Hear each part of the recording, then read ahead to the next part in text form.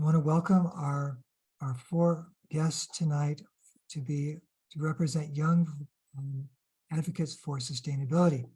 A little correction, we said teen to 20s, but we have someone who's crossed the age 30 line, but really are so glad he could join us as well. As those of us with gray hair said, he looks pretty young to me. So I'll introduce them briefly, and then each person will have a chance to answer some questions. I'll be timing the questions, so there's plenty of time for the rest of us to ask questions and engage with them. So first, Adriana Bachman is a media and communications professional with experience in corporate communications, small business, nonprofit marketing.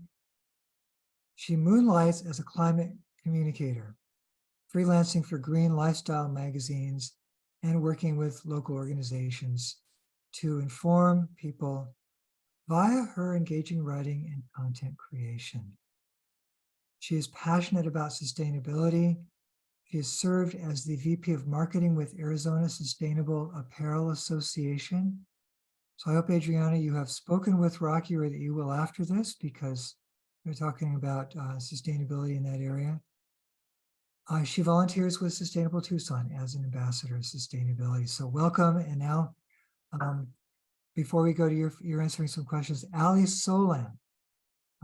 If you look around, you'll find Ali on the screen. Ali is a mentor for the Youth for Blue Skies. One of Ali's contacts is pictured on the screen here, Natalie Shep, who is the Air Quality Program Manager for the Pima Department of Environmental Quality. And so Ali has been collaborating with Natalie and other folks on Blue Skies. Ali has, they named 3 jobs, but I heard there's 5.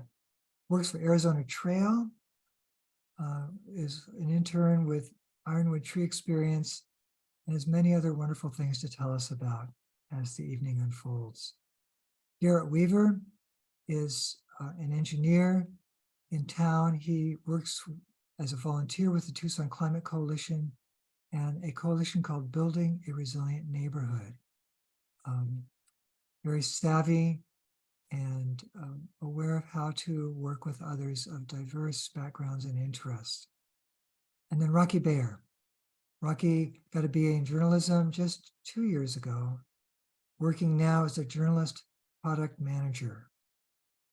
Through Sustainable Tucson, Rocky is a leading member of the Zero Waste Committee with Stephen Menke, co-founded the Tucson Repair Cafe, and like Adriana, is a graduate of the Ambassadors of Sustainability.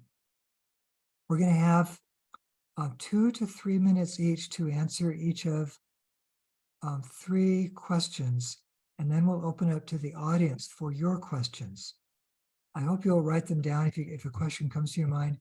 Panelists, won't you please write down a question you'd like to ask one of your fellow panelists? I think that makes for some exciting dialogue. We're just going alphabetical by first name. So, Adriana, what's the key thing you're doing for sustainability now, and how did you get into it? Thank you, Stuart. Can you hear me? I never know when I'm on. Okay. So I always had an interest in environmentalism and sustainability when I was younger. Being a first-generation Mexican-American born to immigrant parents, it was hard not to be. But I'd say I began my official sustainability journey about 6 years ago, in direct opposition to the unfriendly climate agenda being pushed by the administration at the time. And like any good journey, it started with a blog. I began writing articles and posting about my shift to a greener lifestyle on my website and social media pages, learning along with my audience. And that led me to freelancing for green lifestyle magazines and later working with local organizations, helping them communicate about environmentalism through content creation and storytelling, trying to reach as many people as possible. Yeah. So what's a key thing, Adriana, that you're doing or that you're brewing for sustainability right now? I'm trying to, I'm trying to educate as many people as I can on sustainability, but I'm in university right now. I'm trying to finish up my degree in mass communication and media studies, and I'm focusing on misinformation and disinformation related to climate change, the way it's portrayed in the media. So I'm gathering information, and I'm trying to combat misinformation because I think it's really important that we focus on the right things that are going to help the environment, not the wrong things. I also think it's really important to um, lessen the eco guilt and the anxiety that people are feeling around environmentalism. So I try to be a cheerleader when I see that people are doing good things, because I think that's really important too. Thank you so much. And you modeled brevity, which is always appreciated when we've got a whole group of people. So thank you, Adriana. Will you talk about the thing you shared with me last fall at some point that you at work you were thinking about, or is that still too new to say anything about? I'm not sure. I've just had so much going on. I'm not sure what you're referring to. Well, you were thinking at getting a sustainability office going at your place of employment? Oh, yes, yes, a green committee. I've Yes. been trying to get, time with the C-suite. It's just very hard to get in front of them. I have identified key players in management that are interested in joining me in creating a green committee. So I'm moving in the right direction. I'm just not quite there yet. Okay. Great. Well, you've got a lot of people present who might like to help out if they can. Yeah, thank you. I appreciate it. Okay. Well, great. We'll come back to you shortly, but um, by the way, I'm timing this, and so if I start waving, that means you're just about done. And it wasn't a problem here. Allie, what's the key thing that you are doing now for sustainability? And tell us how you got into it. All right. Hi, can you hear me? Yeah, you're good. All right, good. Yeah, so the key thing right now is outdoor education, specifically for our youth. As Stuart said before, I work with Ironwood Tree Experience, mainly the Youth for Blue Skies cohort, and I work for the Arizona Trail for their Seeds of Stewardship down here in Southern Arizona. Next year, I have a permanent position with them, and I'm very excited for it. And I also work with REI Co-op, which is like a little way to be more in the community. Um, and I really just think that the best way to make sure that our future generation is really involved in climate justice and taking care of our environment is education. A little small thing is like Seeds of Stewardship.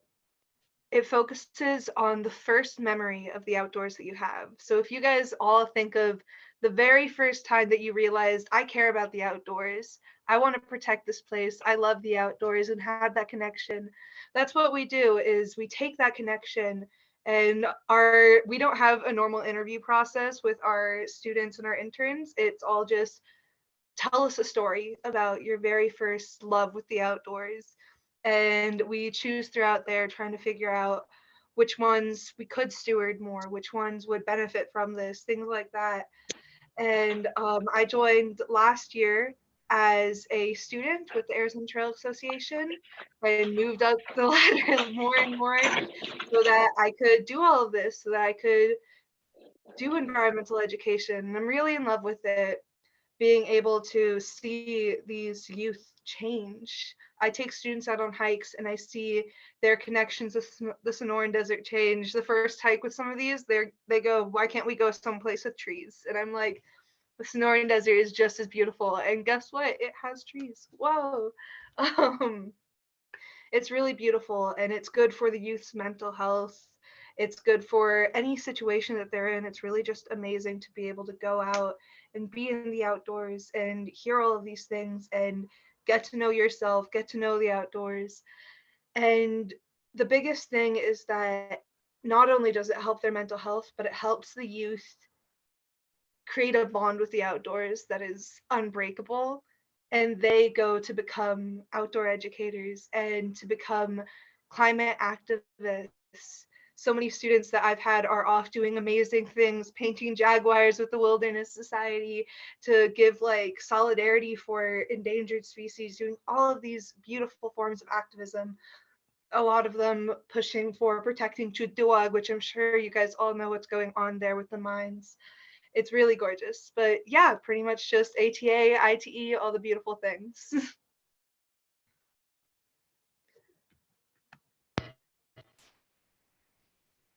You're muted, Stuart. There you Yeah, go. thank you. Of course, I saw that. Yeah, you hit the button right there, Allie, with enthusiasm and with the timing as well. How many people here, like Allie, can remember a first moment when you really felt connected to the outdoors and you felt the need to do something about that? And so, Yeah, it's gorgeous.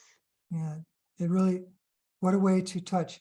There's a psychologist, gosh, his name will come back, from the early mid-20th century. He said, you want to understand a person, ask them their first memory of life. And there's lots of knowledge. There's lots in why they remember them that has to do Yeah. with their current being. Okay, we're going to ask Garrett the same question. Garrett, I'm so glad your screen settled down finally. It looks like you really had to massage it greatly. Garrett is, as I mentioned, has volunteer stints with the Tucson Climate Coalition, building a resilient neighborhood. And so tell us, if you will, what's the key thing you feel you are doing now for sustainability, and how did you get into that? Yeah, thank you for the question, Stuart. And yeah, first of all, let me apologize for my my video. I know some of you noticed that, so but I'm glad it's kind of working again. So what am I doing on climate? So I got engaged in kind of you know, environmental and climate activism about 1.5 years ago, mostly in response to having graduated, and also that we have very erratic weather. And I remember in 2020 being able to swim in October, and it, you know, was very in an unheated pool, and that is, you know, very uncharacteristic, you know, weather. And I know that we've been seeing a lot of events like that, and we will continue to see events like that in our local environment. So we absolutely, I feel like we absolutely need to do something about our changing climate, and we need to do it now. We cannot do it later.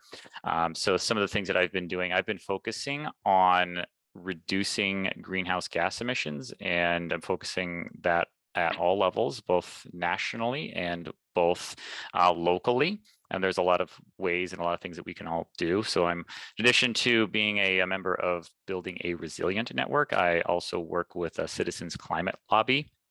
And so some of the things that I do is I call my elected representatives once a month, and I ask them for policies that are going to help with the problem. We are, for example, policies such as carbon pricing and permitting reform, things that will allow us to electrify and be able to reduce greenhouse gas emissions. I volunteer my time. At the book fair, I volunteered at 2 booths and promoted electrification. And locally, I pursue and promote and talk to my elected representative about policies. So policies like community choice aggregation or energy, which can allow us to quickly electrify and build out renewable energy. So I say that those are kind of the main things that I have been doing, and wanting to look more kind of in the future, looking at things like concrete and reducing, you know, large industrial sources locally. So that's kind of what I want to do next. So thank you for the question, and yes, I'll turn it back over to you. And you're muted. Thank you for that work and for that intense effort. I think we all might like to get connected with Citizens Climate Lobby. Okay, so Rocky, you know the question now. We would love to hear what feels like the key thing you're doing for sustainability, and what led you or drew you into that. Yeah, I feel like I'm doing so many things. I will just focus on one. I could say that it was starting volunteering with Sustainable Tucson that really led me to do all of these things and got me involved. But I can save my big like moment story for the next question, for that memorable moment question. But what I'm doing right now is I co-founded the Tucson Repair Cafe, which is now its own nonprofit that is a spinoff from Sustainable Tucson. So it is a place where you can get broken items fixed for free. I'm sure a lot of people here probably are familiar with it because it's promoted within Sustainable Tucson so heavily. But our goals are to reduce waste and consumption by fixing items that would have otherwise been thrown away and then having to buy something new because you threw that away. So for me personally, I am very focused on and interested in things that allow others to take action, even if they don't have the money or the potential time to make those huge changes yet. So just, they can't put solar panels on their house because they might rent, they can't afford it or something, but they can fix their toaster. They can do something small to just kind of get them in the door, and then it branches out and it gets even bigger. Because I feel like a lot of people come in with the idea of, oh, well, I just want to get this fixed, but oh, this is for the environment, and like, oh, like tell me more, like, oh, like the Right to Repair Act, let me know more about that. And it's really cool to be able to connect with the community in that way. That's my favorite part, because everyone is always so grateful for the repairs to be done. And in terms of impact, I don't have the exact numbers updated yet because we're working on our back end stuff, but we have saved around and fixed around 300 items, which has diverted over 1,000 pounds of waste from the landfill. And that's only doing 1 to 2 events a month for a year, like a little over a year. So the pounds of waste is probably higher because we're just, we don't weigh our stuff, and that's just a conservative estimate. But I mean, 1,000 pounds is like, that's great. It's really good to be able to say, like, we've done that. That's our current impact. So I mean, I'm doing other things as well, such as, volunteering with the Zero Waste Committee, doing different things in my house, but and like some other stuff, but I will talk about those in the next questions. So thank you so much, Stuart. I'm glad to be here, and thank you for the question. All right, thank you. So that brings us around in the circle, and the second question is, what else are you doing that's important for you? And so, Allie, if you'd like to take, sorry, Adriana is the first one, then Allie. Okay, so Adriana, let's hear what else, or what, give us more details of what you're doing that's important. So, I don't know if I'd say recently, but in the past few years, I've kind of shifted from prioritizing individual action to being more involved in the community and trying to gather people in the community to do collective action. And what I've done most recently that I really enjoyed doing, that really gave me a lot of perspective, was being a community facilitator for the climate listening sessions, assisting with the climate action report with the city of Tucson. I was able to listen to so many Tucsonans and all of their concerns about climate and water and heat. And it was just really eye-opening to see all of the different communities that are impacted in very different ways. And it led me to want to, become more educated in things like environmental justice and just spending more time out in the community. So that's led me to seeking more opportunities to be involved, volunteering more. I've been recommended to serve on the Commission on Climate, Energy, and Sustainability for Ward 2. I'm waiting to be appointed. So I'm really excited about that. Being a citizen, activist, I am feeling a little bit of imposter syndrome. So I'm dealing with that. But yeah, I feel like that's what's most important to me right now, is community action. Joanna, thank you for that. I think that there may be some comments if anyone wants to give some encouragement um, to counter the fear that you might not be up for the job. And but we'll save that for later. Right now, we're going to keep listening to everyone's experience. Ellie, what else are you doing that's important for you? Yeah, well, there's always, you know, the little things like just trying to keep up sustainable actions at home, like whether it's having a compost bin, things like that, little things that you can do. But there's also like, for example, I work at REI, just a basic sales associate, just, you know, a way to get some income because, you know, I'm also raising a kid. So, um, but with that, I'm always trying to push for the most sustainable products. I really love that at REI, they only the companies that like their vendors, they will only work with people who meet all of their sustainability like records, and that's pretty cool. I really love it. And another thing, my biggest form of activism right now, outside of just basic youth education and getting youth outdoors, is I'm working a lot on Save Jutuak. If you guys don't know, Jutuak is the Tahana Atum name, the ancestral name for the Santa Rita Mountains.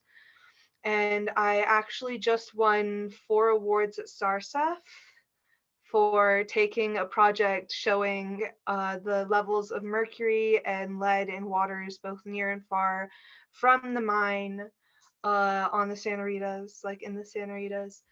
And the sample that was closer to the mine did have a significantly larger amount of mercury and lead in the water. Luckily, not as much mercury. But this is just a way for me to show, like, listen, this is something that could be even worse if we have this mine. And a big part of it is also just Indigenous activism. I'm not Indigenous, but my family is. My little brother and my godfather and the people in my friends who I adore. And something that I say a lot to my students is that you cannot advocate for the environment without advocating for the Indigenous people in those lands. Because, like, this is their land, for example. So the Santa Rita's Chutuag, it's sacred land, it's gorgeous. And I took a project there talking about the importance of that, talking about how we need to protect this mine. One of the judges did happen to be working for the mine, which caused a tiny bit of conflict. But I've been doing that, and by doing that, a lot of my students, they wanted to see my project, and they have written essays and essays on the mountains and on the importance of protecting it, which is gorgeous to me. One of my students wrote a 10-page essay based off of my small little like SARSEF presentation and going on trying to push for saving Chutuag and getting Hudbay back, like, out of our mountains and protecting our mountains. The end goal is that I really do think that the Santa Ritas, the Chutuag, should go back to the Indigenous people, to the Hopi, Tohono Pascoyaki. And I've been doing that. And also the school, there's a Changemaker Club where their biggest thing is making change in the community. And I've been, you know, promoting Save the Scenic Santa Ritas and all of these different environmental organizations in the school. And they're now working on the same thing, trying to save these mountains, trying to save our environment. And it's really gorgeous. I'm really proud of all of the work that my students have been doing.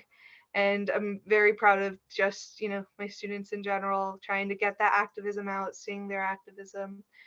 And I think that would be a really big thing that's important to me, is the getting out there and trying to educate and teach the community, and, you know, all of it. Thank you. Thank you, Ali. And SARSEF, I think that is the Southern Arizona.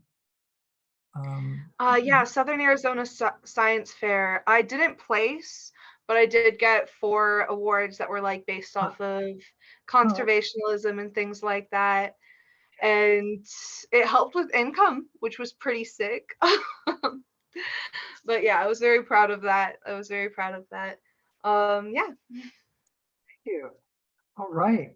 Well, let's hear what Garrett will share, like, what else are you doing? Maybe you told us all already. So if you told us everything you're doing, maybe tell us a little bit more about one or two of them, Garrett. Oh, there is always never a shortage of things to say and to do. Yeah, thank you for your question, Stuart. And yeah, I really want to say that I'm enjoying listening to all of the things that all the things that you're doing, Adriana, and all the things that you're doing, Ali. I'd just like to add on to what I've said before. And first of all, I'd like to say that I agree with Adriana. I think that building community and putting together, building connections inside of a community and reaching out and volunteering more, building partnerships is really important. And in addition to individual actions, so I'm also, personally up. So I recently bought a house not too long ago, a little over a year ago. It's a mid-century home and I've been upgrading it. So I've been, last year I insulated it, and fortunately there was an act that was passed last year called the Inflation Reduction Act that makes the financial incentives even more powerful to do that. And so I think in addition to upgrading my own home, I can also use this as a avenue to tell people about the things I'm doing and the things that they can do to their homes as well. In addition to that, I have also organized a book club with Citizens Climate Lobby, and this has 3 goals. One of them is that we want to expand the knowledge of people in our organization and people in the community. And we do that through reading books about climate change or about political organizing. And this is, we've finished one book called Saving Us by Katharine Hayhoe, and it was really fantastic reading that book with a group and discussing it with a group of people, because it gives a lot of hope for what we can do to change. And the fundamental answer of how do you build or how do you actually promote climate change policies is to build connections with other people, however you can build connections. And that includes, I think the most striking thing in the book that I read was that she had, Katharine Hayhoe had a meeting with oil executives, and she built connections by starting out and saying thank you for the work that you have done in building modern civilization. And then she carries that on into how do we build out more renewables. So there's always opportunities, and that's one of the great things about the book club, is learning about those opportunities and building connections with our membership and being able to reach out. So if you guys don't mind, I'd like to do a shameless plug and also invite everyone here to join our book club. We meet the first Wednesday of every month, and you will find links and details in the chat. So I would really look forward to seeing some of you there.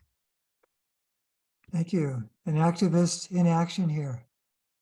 Thank you, Garrett. So Rocky, you told us you've got some things you're going to tell us about the what else is that you're doing, and we're all ears. Yeah, and Garrett, I was going to ask you for the book club anyway, so I'm glad. I'm grateful for the shameless plug.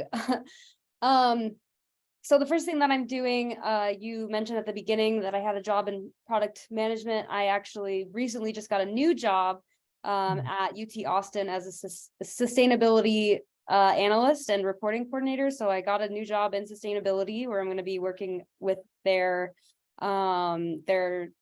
Office of Sustainability, where I'm going to take all the data that they have and then send it back out with really nice insights and graphs and charts and things that can spark action on their campus with their students and faculty. So that's very exciting. So just making all of the hours of my day focused on sustainability. I'm zero wasting my house, so making different switches for like paper towels and reusing, different like Tupperwares, and trying to reduce the waste that I produce. I've reduced my meat consumption. I eat mainly vegan most of the week. For me, it's more sustainable to do like 90-10, like a 90-10 split of like 90% vegan, 10% not, which I think it's like, it's better for me, just because otherwise I don't know how sustainable it would be. I feel like sometimes it's really hard to go 100%, and we feel like we need to do it perfectly, but I think that we all need to be doing a lot more imperfect action. Switched my car, like making all these like different switches. I thrift everything that I wear, and I'm trying to make sustainable purchases when I'm buying other things. Volunteering with the zero waste communities, speaking at different community events, and connecting with people who care as much as I do at different networking events, composting. And then the two other big things is volunteering with the zero waste community. I think I said that. And then I'm also starting a zero waste business, which is a reusable takeout container business for restaurants. So that's huge. That's also going to be started with the same co-founder of the Tucson Repair Cafe. So that is ongoing efforts, but we've made a ton of progress there. And we're hopefully going to be launching our pilot in the summer. So you can stay on the lookout for that. But I think that I just try to incorporate sustainability as much as I can into everything that I do. I just think that it's kind of always something that's in the back of my mind, like, is this good for the environment? Like, you just kind of feel like gross when it's not. So I just kind of am just trying to do as much as I can in my personal life, work life in general. Thank you. Life has not the same kind of boundaries that we sometimes think it does. I mean, if you're doing it one place, you're doing it somewhere else too. So there's a question that I think you've been building up to it. What do you wish other people were doing too? Be it neighbor, friend, business, or policymaker. And I think Garrett already gave us a clue as to how we might help influence people, but now let's just talk about what do we wish others were doing? All the way from friends to policymakers. And Adriana, would you like to take a first hit at that? Yeah, so I'm gonna feel a little negative answering this, so please let me know. Redirect me if you need to, but there are so many things I wish were handled differently, especially by policymakers and businesses. First and foremost, I wish people would understand that climate change is not an ideology. It's science. And I feel like this would make it a lot easier for governments and policymakers to draft and pass laws that would lead to systemic changes and assist in mitigating climate change. And in terms of businesses, I really wish that they would stop with all of the greenwashing. It's so prevalent now. It's everywhere. Even sustainable brands are greenwashing. And I don't know who or how they did it, but a lot of people, friends, family, neighbors, they've all been convinced that we can buy our way out of climate change, and we can't. And these businesses must have some really incredible PR firms. And I really wish that they would use their powers for good instead of evil, because they're very good at what they do. But yeah, that's my opinion. So just get very clear. You said that climate change is not an ideology. You said it's something, but what did you say it is? Not an ideology, It's but science. It's a scientific fact. You know, Yeah. the planet is warming, and we need to stop it from warming any further before it starts affecting us negatively more than it already has. It's a simple, clear ask. Yeah. Yeah. Well, all right, let's hear what others have to say. Allie? I completely agree wholeheartedly with everything Adriana said. I mean, a big thing is that so many people believe climate change is an ideology, that it doesn't exist. And they believe that there are certain places that are meant to be like a naturey place, and that like things like the national parks are going to be protected. Something that I do really wish is that people did their research, or at least there was like more education on the history of our outdoors and the colonization of it, because with almost every issue that is considered a social issue, climate change isn't a social issue, it's a science issue, but it's been categorized into a social issue.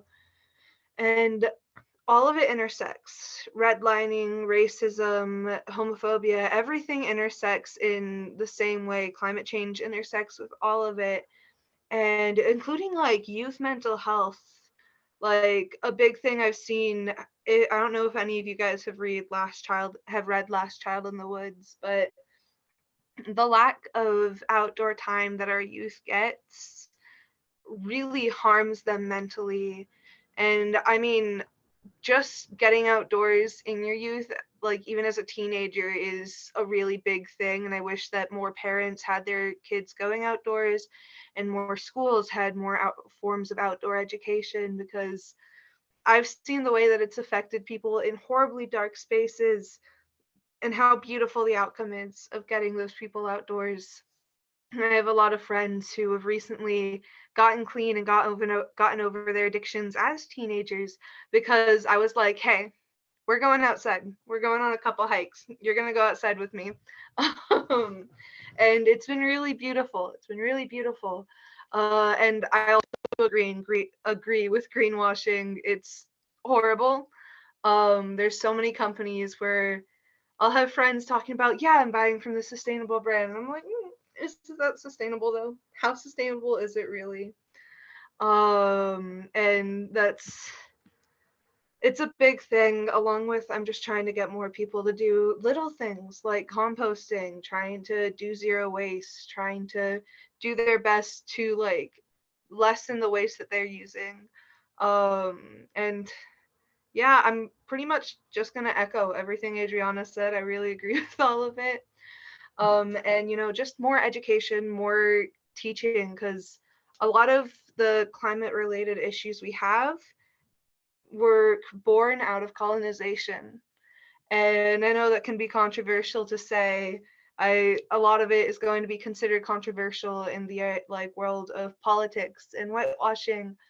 But it's environmental issues translate to indigenous issues and to all of these other things. And I think that a big thing is educating. Like if you learn about the history of our national parks and all of that, you'll see that it's not all protecting nature. Not everything to do with our national parks is actually protecting our national parks. They're more being used for different products like timber and copper and different minerals. And understanding the history of these things is really important, and understanding what history not to repeat and what things to do, so that we can grow together to build a better future for ourselves and for the environment and our youth. Yeah. Yes, the intersectionality of so many issues that are bedeviling us now through finally they say the need to dominate. If there was the psychology or the philosophy of cooperation, of community, it would be hard to do these things that are hurting our people and our planet. Let's hear Garrett. What are you can just echo what you've heard already, or maybe you've got some other ideas. And actually, I'm going to throw in a question. What would Catherine Hayhoe tell us about how to accomplish some of these things? Yeah, that's a great question, Stuart. And yeah, I'd just like to say that Ali, thank you so much for talking about kind of the other issues that are surrounding climate change. I think we absolutely need to address those to be able to address the issue of climate change. A lot of things are related. And Rocky, I really appreciated the thing that you said earlier about doing imperfect action. I think that that is something that if, we don't all have to act perfectly, but half the battle, I think, is showing up. And if we, more people go to public hearings and about the issue of climate, I think that we'd be a lot further along than we currently are. And I think that that's absolutely a dimension that is necessary.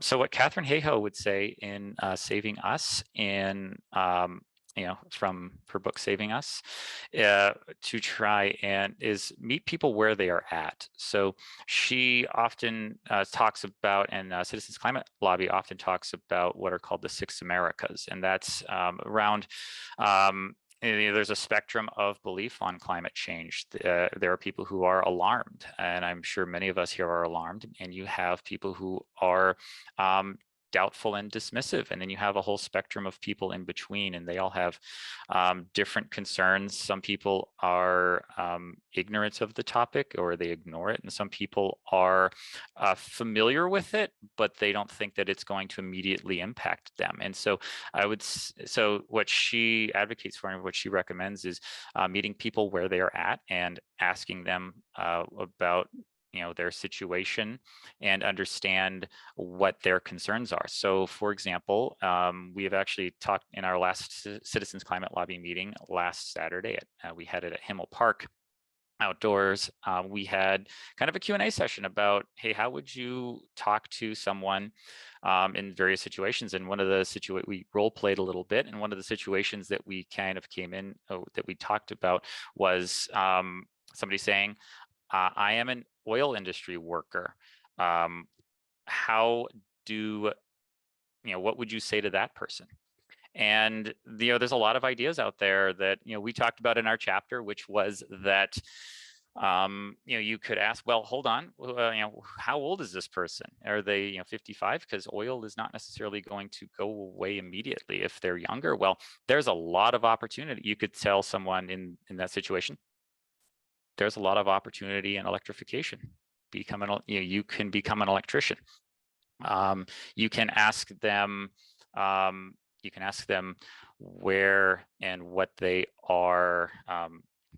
Where you can. There's a lot of things that you can ask them. Sorry, I'm a little short for words. I do want to kind of shift over to kind of talking about things that kind of are already happening. So a couple of weeks ago, you also asked about politicians and talking about individuals. And I'd just like to say that a couple of weeks ago, Priya Sundarishan came on to speak to Sustainable Tucson. And I am surprised by how many things that she is already doing. And I think if we have, I think there's a lot of things that we can do as individuals to kind of support her and support politicians who are already acting on climate change. And I think the key thing is people can get involved, but I think that we really have to be very positive about that and make it easier for people to be involved in the climate movement. And that involves having bite-sized actions for people. And I think, we kind of have to we need to make things fun. We need to find a way to make climate change fun. And that's hard to do. It's a hard issue, but I think if we can do that, we're going to get a lot of public involvement. So thank you. Thank you, Garrett. Rocky, what are you wishing especially that others were doing now, whether neighbors, whether elected officials? Yeah, I feel like I focused my answer more on, when I was preparing for this, on just regular people, but I totally agree with everything Adriana, Allie, and Garrett said. I think that just like in general, politicians need to pass bills. Education, oh my gosh, it would be so incredible if like it was part of your school to just like learn about this is our environment, and we're going out and we're gonna like see like this is the ecosystem that we're a part of, and this is how we protect it, and this is like what we need to do. Like that would be so incredible. And yeah, and it's so interesting, Garrett, that you mentioned Catherine Heo, because she is at Texas Tech and she's big at UT Austin as well. So that I just heard about her. So now I feel like she's going to be everywhere for me.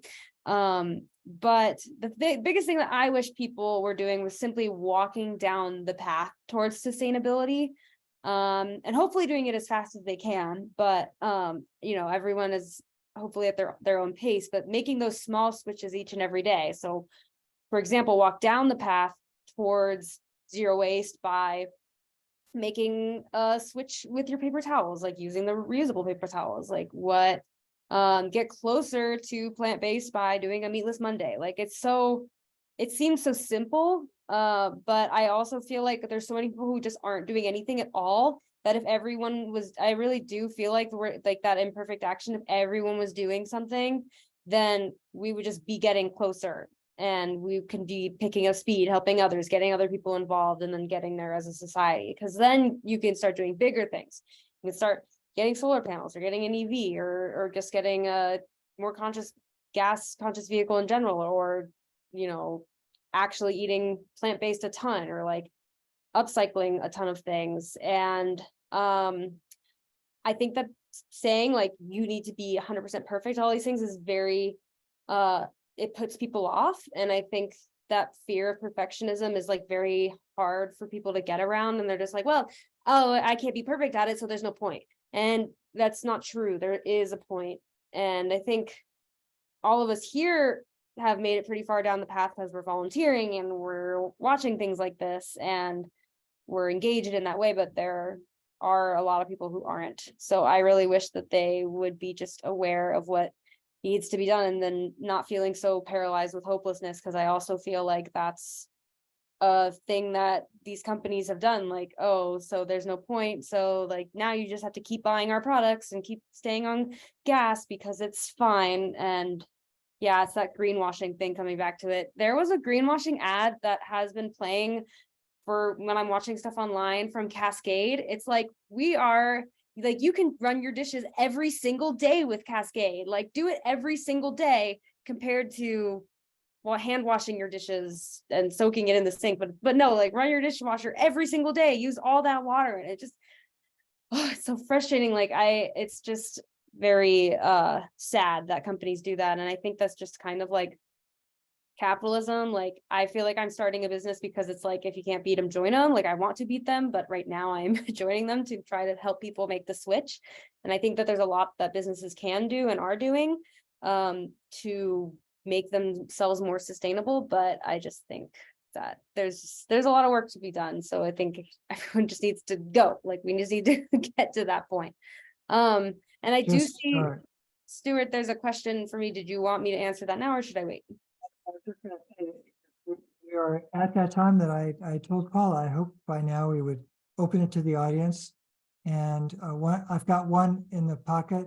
And why don't you start by answering Danya's question, which is, what is the best resource you recommend for starting the transition to zero waste? So in terms of resources, there's a ton of like interesting books. So I mean, I am just looking at my bookshelf right here. So there's like the Zero Waste Lifestyle is a really cool book that is kind of here. Let me just like go grab it right here. Oh my goodness. Under. So what's cool about this book is that it like basically leads you through a zero waste like a checklist, and it basically makes you do like an audit on your house. And then you go through every single room and you're like, okay, these are the types of things that I have in the bedroom. These are the types of things I have in the kitchen. These are the types of things I have in the bathroom.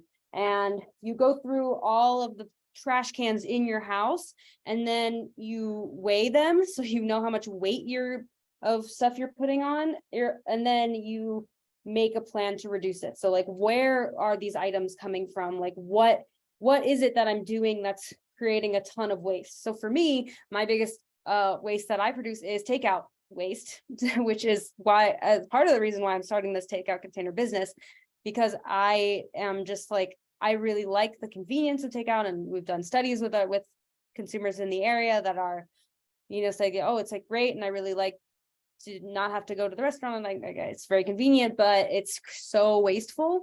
So is there a way that we could make it not as wasteful? So there's like a ton of like resources like that. There's also many cool like YouTubers who do like videos on switches you can make, and there's just like a lot of things that you can just start to be aware of it, like, can you bring your bag? Yeah, this is the Zero Waste Lifestyle by Amy Korst, who's the great creator of the www.greengarbageproject.com.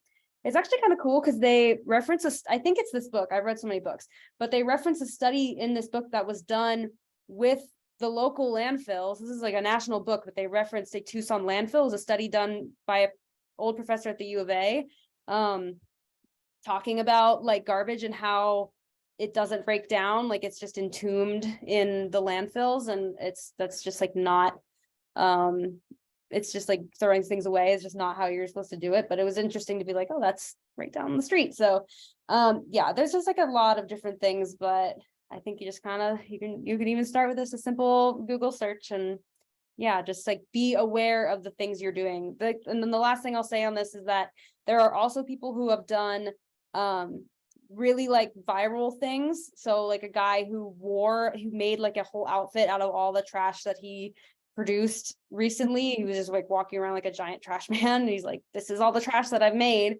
And then there's also people who do like a mason jar challenge where they can fit all of the trash that they've made in an entire year in one mason jar, and they carry that with them. So like thinking about like, if I didn't throw this thing away, what would I do with it? What would happen to it if I just had to keep it and there wasn't a way to throw it out?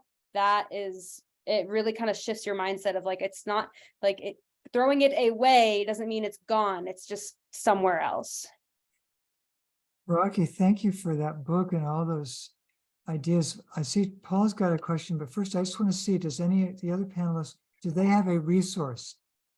Maybe with a little less commentary, but can you also recommend a resource for walking down the path of sustainability via zero waste? I actually do. I forget his name, but he is one of the representatives for the ward that downtown Tucson is in. And something that he's doing is any plastic that you have, no matter how thin or thick the plastic is, if you bring it to him or bring it to a specific office, he has, I don't know the name of the office, but I can get it and email it to Stuart. He presses them down and gets them turned into a replacement for cinder blocks so that we can create homes Steve K at Ward 6, that's him. Yeah. And it's pretty great. Like being able to build all these homes without creating waste and with using waste for it. And it's really wonderful, along with, I'm sure most of you should know about the glass drop-offs we have to recycle glass all around town, and just different compost sites that you can go to, places where you can compost any of your waste and it'll be used for something else. Different gardens, community gardens. I have my own little tiny compost bin. But yeah. Thank you, Allie. And I'm going to type into the chat a resource that people might enjoy a great deal also. But please, Paul, I think you've got a question. No, actually, it's a resource a little Okay. closer to home on our Sustainable Tucson website. Sustainable Tucson is joining with National Resource Defense Council and a number of other organizations in recognizing this as Food Waste Reduction Week. And on the website, under the Zero Waste Committee, Donna Corbin, one of our Zero Waste Committee members, has put up a fairly detailed set of recommendations on how to reduce food waste in various ways. So I recommend that you take a look at that. Just go to sustainabletucson.org. Under committees, look for zero waste, and you scroll down and you'll find information about reducing food waste. Oh, and I also wanted to mention that in addition to Ward 6, there's plastic collection sites at 2 other locations, but you'd have to go to the Ward 6 website to find, I forget exactly, one of the other wards, and then there's a place towards the south that's collecting also. So you don't have to just schlep to Ward 6 to drop off your plastic. Super. And now Dick Kaiser was very curious to hear if one or more of the panelists would like to comment on how important do you feel that local political efforts, including running for office, are for the goals of sustainability? I'll try to say that again. To what extent are political efforts, including running for office, to what extent are those efforts key to the goals of sustainability? And I'll just open up whoever would like to answer first. Adriana? Yeah. I think that local politics is underrated. I feel like we can do a lot in a city or a county or a town if you get enough people involved. Look at what the county has done, what the city has recently done with the climate action plan. They were able to rally together a large portion of the city to put that together, and they were able to do, they did all of the listening sessions, they did multiple in-person workshops where hundreds of people showed up. I feel like local politics is really underrated.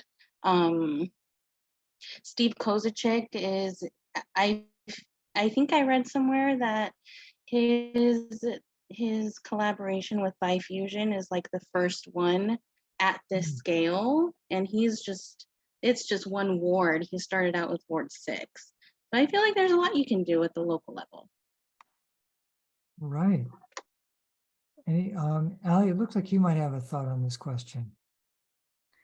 Yeah, I completely agree. I feel like if we get enough people involved, it does a lot. I don't know if you guys remember the who was on the ballot for the elections this year, and I don't know what position he was running for, but one of my cousins was running for, I believe it was the school board, the TUSD school board, because him and his wife are very big conservation activists and activists for a million different social issues. And he was running because there was someone telling him about what they can do about protecting women's rights to their bodies. And they were like, there's this position you can run for. And he was just like, but this is in a school. What's this going to do? And it just means that you have a voice, and that there's a voice out there representing a certain area so that people can get their thoughts across and their needs across. And that's kind of like what politicians are meant to be, or at least local ones. They're meant to get the citizens' votes and opinions and worries and thoughts across so that they represent all of us. That's what these representatives are supposed to do.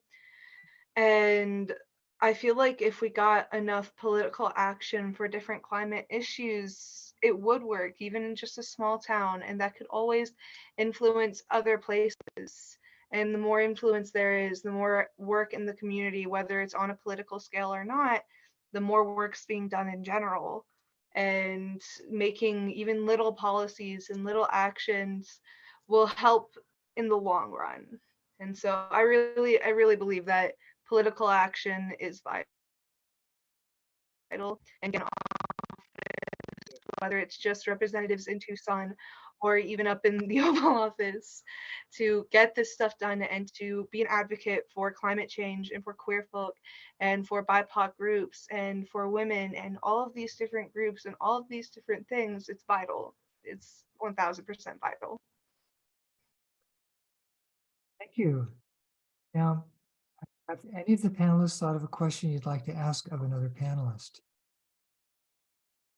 You got one, Rocky? Oops. You're muted. There you go. I had one and then I did what you said not to Oh. do, which was not write it down. So let me think of it. Come back to me. Okay. That's great. Checking the Barb and Barb Reuter put in the chat that where you can also drop off plastic if you're in the east side. And Jana put in zero waste gardening So that would be a small way to begin your zero waste path. Dan pointed out that Steve Kay not only started this bifusion business, but he also was key in getting glass recycling going.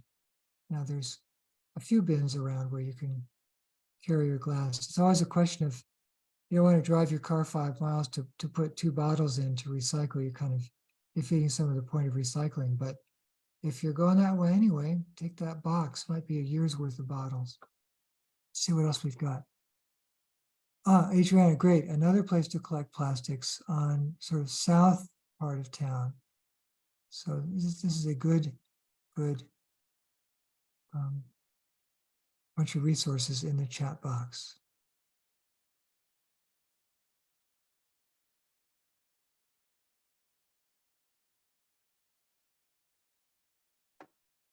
Stuart, did you ask us if we had any questions for the additional panelists? I had a question for Garrett. Garrett, you mentioned how important it is to make learning about climate change or combating climate change fun. Do you have any ideas on how to make it fun? Well, that's a great question, Adriana, and appreciate you asking it. I would say the most important thing is to build community around climate change. So really like to I just really want to say I appreciate the work that you're doing, Stuart, with building a resilient network, or sorry, resilient neighborhood. My apologies. Building the Block Captains program the Block Liaison program to connect people in their neighborhood and talk about things that we can do with resiliency. I also think that it's important to build a culture around climate change. So something that, and I think that there's already kind of efforts that have been kind of going in this direction, but anything that we can kind of do to say that, essentially say, this is who we are, and this is what we're here to do, and make it very clear and broadcast. I think that there's a lot of potential for reaching out to people online, and I think there's a lot of opportunity to reach people in real life. And I think one of the best things we can do is build a movement that people can identify themselves in. The specifics of that is going to be, of course, very context specific and culture specific, but I think that is a thread that can be poked at. I hope that answers your question. Here comes Allie. Yeah, Allie.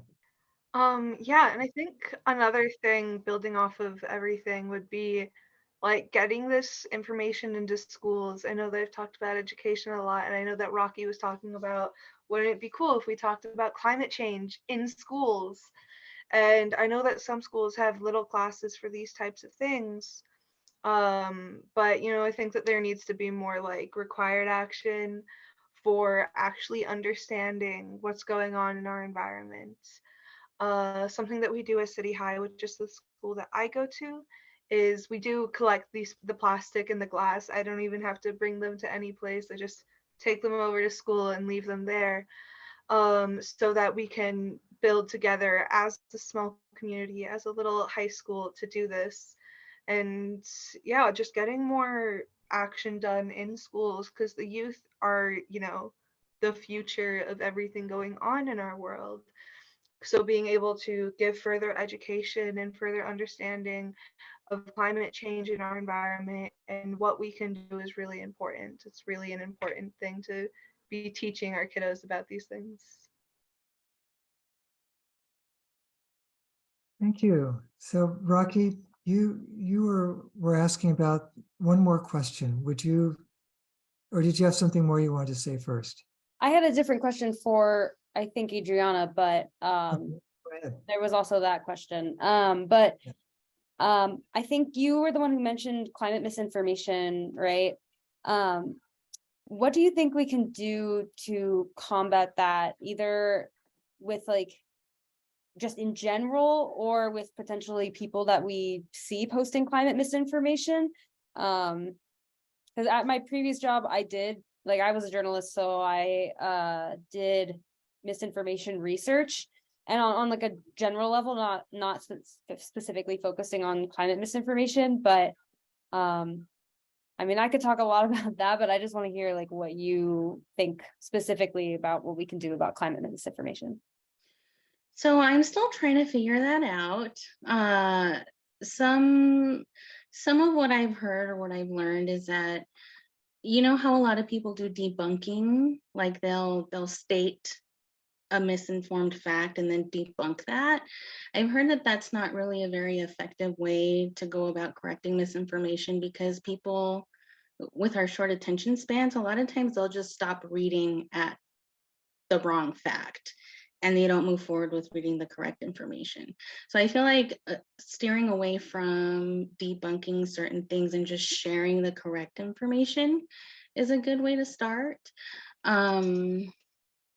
And I don't know, meeting people where they're at, because certain people have different priorities. So you can have somebody who might not believe that switching to solar really helps, reduce energy or our dependence on coal. But you can remind them that they'll be saving a lot of money if they do switch to solar energy.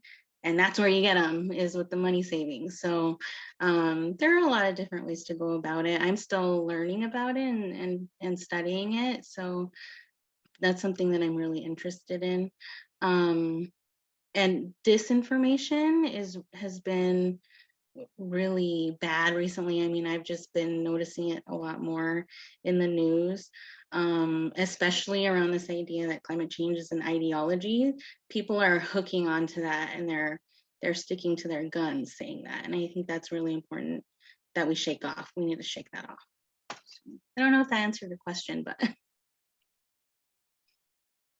So you're saying that we probably want to point to the correct information rather than pointing to the incorrect. Right. And Dwayne commented that there have been tours of houses with water harvesting, with solar panels and so forth. And maybe it's time for tours of even businesses that have implemented electrification or other decarbonization. And you keep pointing to the solution and to the possibility. And he included the word fun there. Mm-hmm. Fun. So is that you, Trace, or Paula who's got a question? Well, again, I wanted to build on the answer to what would be fun to as a way to address climate change. And Janan put a link to her blog about gardening. I think one of the things that I've seen that really seems to create a lot of fun for particularly younger kids is working in their school gardens. And they learn a lot. They learn a lot about all of their subjects, but also where our food comes from and how all of that affects and is affected by climate. And kids have just a whole lot of fun gardening, growing their own food and then eating it. And yeah, Ollie's shaking her head and got her hand up about that. Okay. So Allie?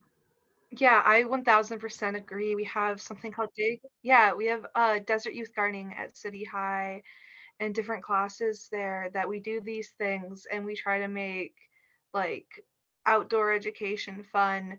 With the Desert Youth Gardening, it's more about like gardening and understanding climate change. We talk a lot about the urban heat island effect and different things that are going on, but we don't go deep into it. We just kind of go over it. And I think that education like that and making it fun, like having activities where you can actually like see like what's the temperature of this area that I'm sitting here in downtown, and doing that kind of stuff. We do a lot of activities like that keep the youth really engaged, whether it's taking them out on hikes, having them garden, having them learn about the different heats going on in the small area that we're in downtown. And another thing we do is like kids love a competition. They love games, especially high school and middle schoolers. And so a big thing we do is right now it's mainly like advisory competitions where whoever can bring all of their recycling in, whichever advisory has the most like glass and plastic recycling for us to take to these places, gets like a gift card to Ray's or Ike's. Ray's closes down soon, sadly. But you know, it's like fun stuff. And I think kind of turning that into like just a fun little like school thing, having schools doing more about recycling and conservation and making games out of it, because a game is always fun for kids and for youth, even as teenagers. But yeah, yeah. Thank you for all this. And by the way, thank you to Gabriella also, who put in a resource on mis and disinformation. So apparently a report from MIT on this topic. And Rocky also mentioned something, the study showing that misinformation spreads faster than truth. That's the MIT. The one from Gabriella, can't quite tell, but it's called Digital Media Literacy Gap. So a thing of interest there. You know, I think we're on sort of the rounding bend here. And what if we close with the question about a memorable moment? Rocky, could you tell us what you understood that question to be? Because it wasn't on the final list. And so I'd love to hear. Oh yeah, I mean, I think I just thought my story was fun in that it was like a very pivotal moment in my life. The question was, what a memorable moment that led me to environmental or social awareness. So Yes. there's two main moments. The first one was I was lucky enough and privileged enough to take a trip to Costa Rica with my boyfriend's family this summer before my senior year.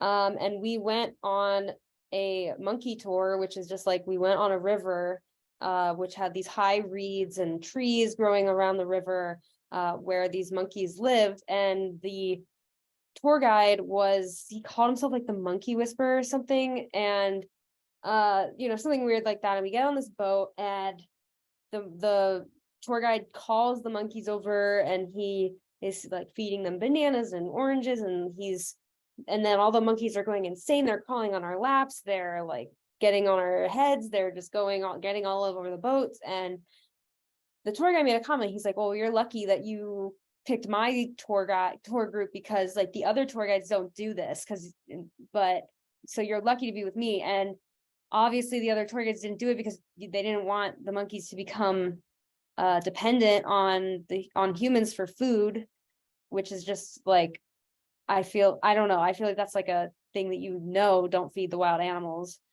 And then on that same tour, we went through a different part of the forest, and there was a sign that I think said it was no sacar flores ni faunas del bosque, which is like don't take plants or animals out of the forest.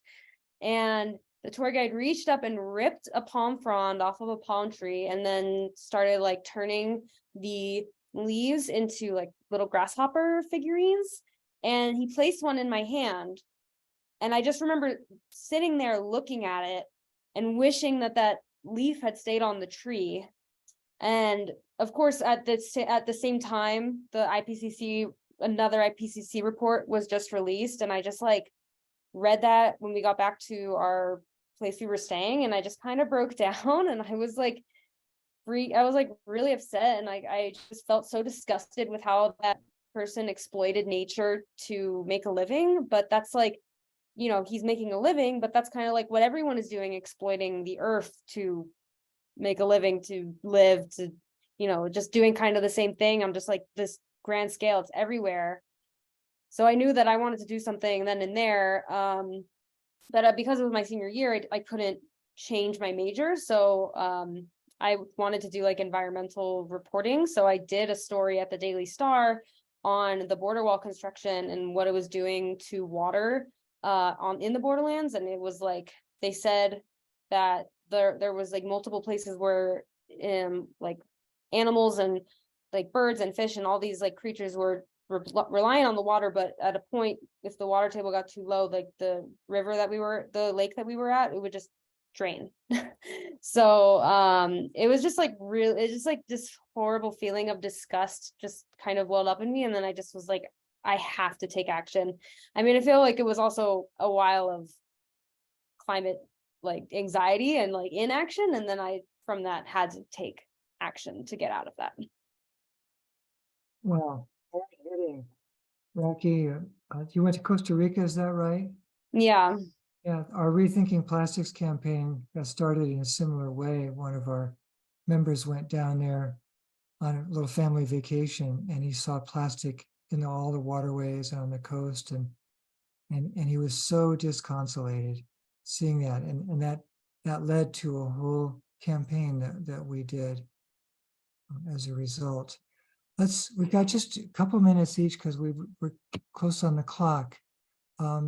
Allie, would you like to share another memorable moment that really got you ignited? Yeah, so earlier I mentioned how when Trevin was like looking for people to join the Arizona Trail Ambassador internship, he asked us to tell a story about, that seed, that first memory we had caring about nature. And so I wrote about when I was in fourth grade. I went to Morgan Maxwell K-8. It's a little school across from Pima West campus and right smack in the middle of the desert. And there's a bunch of this desert land there. And I was a very lonely kid. I didn't hang out with anyone, didn't have a lot of friends. And so I would kind of hide in a corner.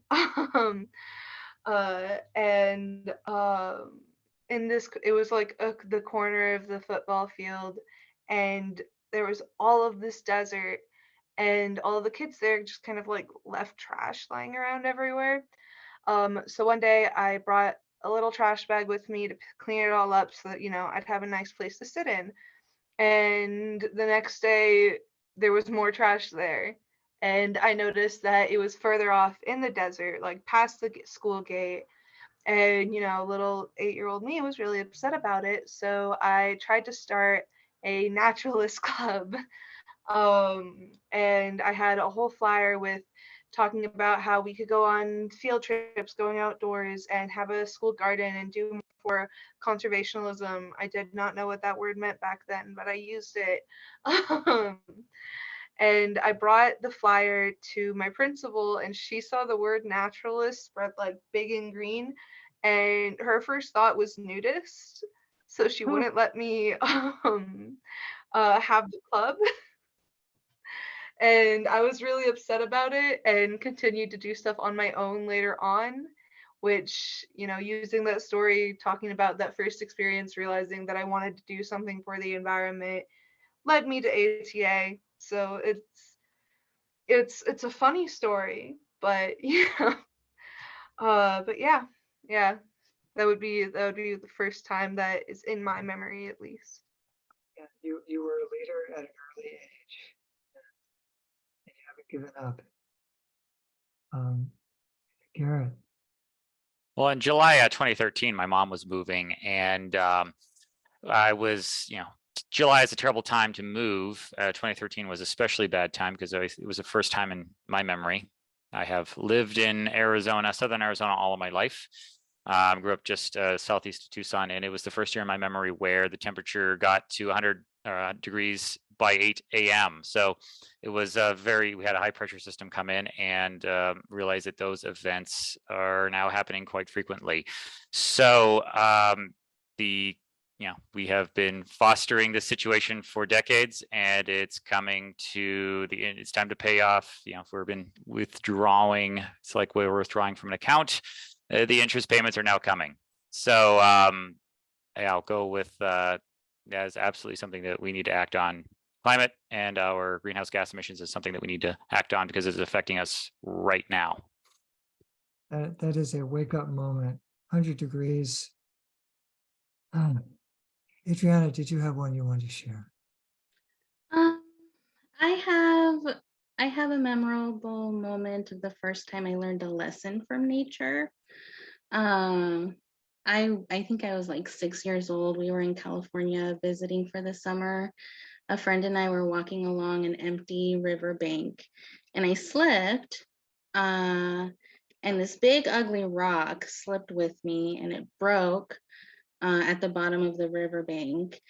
And when I was trying to get up and I looked, and the broken rock had beautiful gemstones in it, full of colors.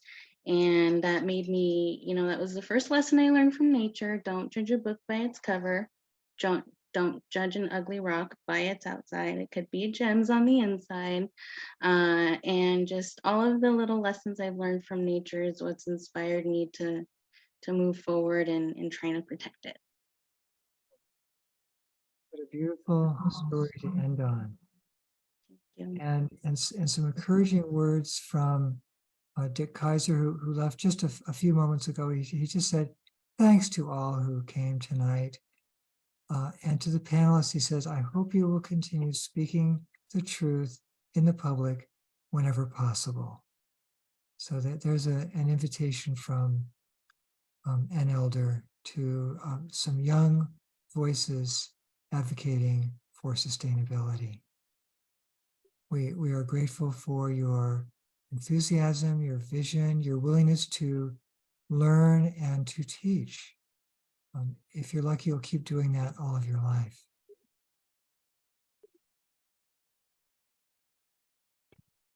Just like to say thank you. I would just like to say thank you, Stuart, for hosting this event with us tonight, and just like to thank everybody, for being here. And I really appreciate, having this platform to kind of speak on.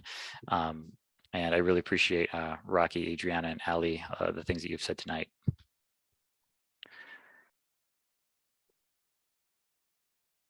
And on. So, looking forward to seeing some of you probably at Mission Gardens Saturday morning when we're doing our morning of service, or maybe the following Saturday at the Children's Museum for Earth Day. Or perhaps I'll see you at the Tucson Botanical Garden that morning for a little bit of mindfulness in the garden. There's so many things going on. They're so wonderful. See you somewhere. See you everywhere. And let's just keep encouraging ourselves and each other.